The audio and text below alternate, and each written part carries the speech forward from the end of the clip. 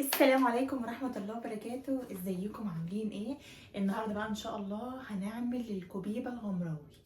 تعالوا بقى بينا نشوف هنعملها ازاي وهنعملها بكل التكات، ويلا بينا نشوف هنعمل الكوبيبة ازاي ومقاديرها ايه. هنعمل ايه بقى؟ معايا كيلو رز اهو، انا غسلاه ونقعته شوية حوالي نص ساعة كده او ساعة، مش كتير يعني. ومعايا نص كيلو لحمة مفرومة. على الكيلو الرز بنحط ايه؟ نص مفروم. تمام. إيه، لو هتعملي 2 كيلو حطي كيلو لحمه مفرومه. ومعايا اهو نص خضره، كزبره على شبت، يعني الخضره كزبره على شبت بس. نص كده، نص ربطه تشكليها بقى كده شبت على كزبره.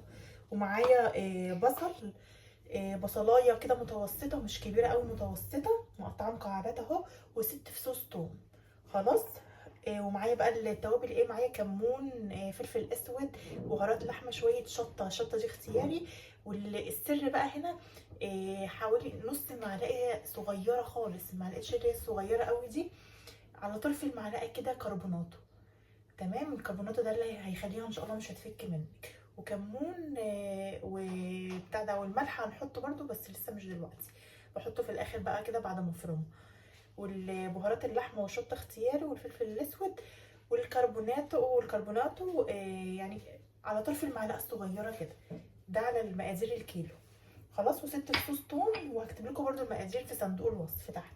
والرز اهو. تعالوا بقى يلا نفرمهم في الكب. اول حاجه بقى هعمل ايه؟ لازم اللحمه افرمها حلوه قوي. هي اللحمه اصلا مفرومه، يعني انا جايبه اللحمه اهو مفرومه، بس هفرمها برده تاني في الكب. لازم تتفرم كويس، لازم تفرميها كويس علشان لحد ما تعمل معاكي فتل كده. فانا هفرم بقى حبه بحبه اهو لحد ما تعمل معايا فتل كده. هفرم اللحمه وارجع لكم عشان ما اصدعها اهو. فرمتها جامد اهو، بصوا، لحد ما تعمل خيوط كده. اهم حاجه تفرمي اللحمه جامد لحد ما تعمل معاكي خيوط كده. انا قعدت حوالي ربع ساعه افرم فيه، حته حته بحته صغيره كده. بعد كده بقى اهو هفرم بقى البصله والثوم مع الخضره.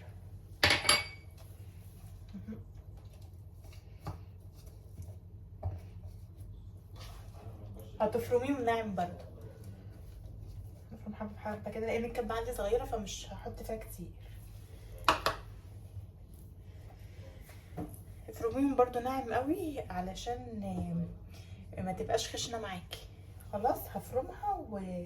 هفرمها كلها. هحط حبه. حطيت بس شويه رز مع الخضره علشان تلف بس الخضره. هحط التوابل بقى معاها، مع الخضره والبصل والثوم. يعني حطيت اهو. حطيت التوابل رشه معلقه البيكنج باودر مع البصل والثوم والخضره، والفهم لفه. حطيت شويه رز عشان بس ايه تلف الكبه معايا اهو. حطيت البصل، فرمته مع الثوم مع الخضره مع التوابل. وحطيت شويه رز عشان بس الكبه تلف. وبعد كده بقى احط اللحمه عليهم واقلبهم بقى مع بعض كده اهو، لحد بقى ايه ما كل ده يتجانس مع بعض. وبعد كده احطهم تاني، احط بقى الملح واضربهم بقى ايه حبه حبه صغيرين كده. لو انتي كبتك كبيره، او تريحي دماغك واعمليها عند اي حد ما طحنه بره، او اي حد بيطحن كفته او بيطحن الكوبيبه دي بره. بس كده هفضل كده اقلب فيهم مع بعض كده لحد ما يتجبسوا كلهم. طبعا علشان تلف معاكي يعني تزوديها ايه معلقتين ميه. انا عندي الكبه يعني ايه بعافيه شويه وصغيره، فايه بعد ما قلبت على بعض الرز واللحمه والبصل اللي انا فرمته وكل ده، بحط حبه بحبه وازود ايه شويه ميه كده صغيرين عشان الكبه تلف معايا. انما لو انت الكبه عندك تمام خلاص ما تزوديش الميه. تمام. يعني ميه ايه معلقتين بمعلقتين كده. هلفها واخلصها وهفرمها، وهعيد عليها الفرم تاني لان عندي الكبه ما بتفرمش كويس. انا اهو بعد ما عملتها، بعد ما فرمتها وحطيت بقى الملح بتاعي. ظبطي بقى الملح بتاعك، ما تحدقيش بقى قوي علشان طبعا الشوربه بتبقى عليها ملح بس. وبعوز بقى ايدي زيت كده اهو عشان ما تلزقش في ايدك.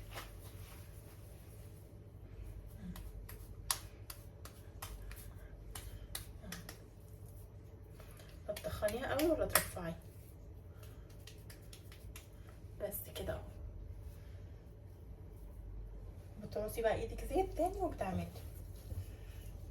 شوفي بقى الحجم اللي انت عايزاه، اعملي بقى على قدك وشيلي بقى الباقي في الفريزر. هخلص بقى التقطيع بتاعها وهوريكم بقى هنسويها ازاي. اهو انا بعد بقى اهو كنت سلقت اللحمه، لازم الشوربه تكون بتغلي. وقطعت كده في الصينيه شرايح طماطم وشرايح بصل وبشرت طماطمايه كده. هقولك بقى هعمل ايه. برص الاول بقى كده الكوبايه بتاعتي اهو.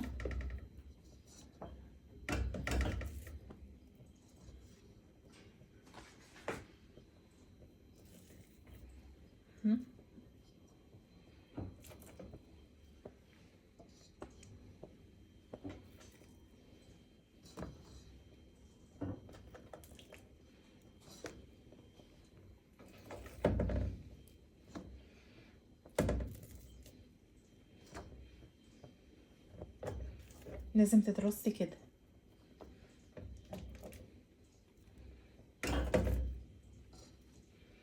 هتاكلي ان شاء الله احلى كوبيبه غمراوي.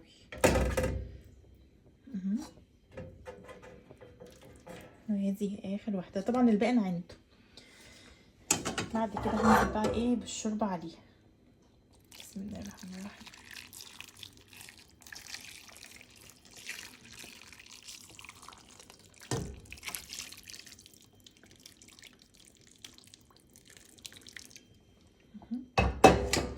وتحطي بقى ايه الطماطميه المبشوره عليها. تسيبيها بقى تستوي حوالي كده نص ساعه، يعني نص ساعه ان شاء الله هتكون استوت وهتبقى زي الفل، وهوريها لكم ان شاء الله بعد ما تتسلق. وخلاص كده بقى الكوبيبه هي استوت بجد، طعمها تحفه.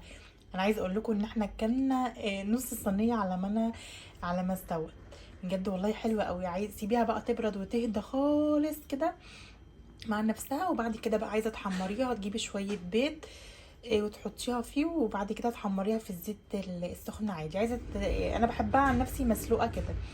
عايزه تاكليها مسلوقه تمام مفيش اي مشكله. عايزه تسيبيها تبرد وبعد كده تشيليها في اكياس في الفريزر كده وتطلعيها على التحمير تمام حلو قوي. شايفين اهي، شايفين ما شاء الله، ولا فكت ولا اي حاجه. بسم الله ما شاء الله. يعني جربوها وان شاء الله تعجبكم. لو عجبكم الفيديو بقى ما تنسوش لايك وشير. وان شاء الله استنوني في الفيديو الجاي. يلا اشوفكم على خير، باي باي.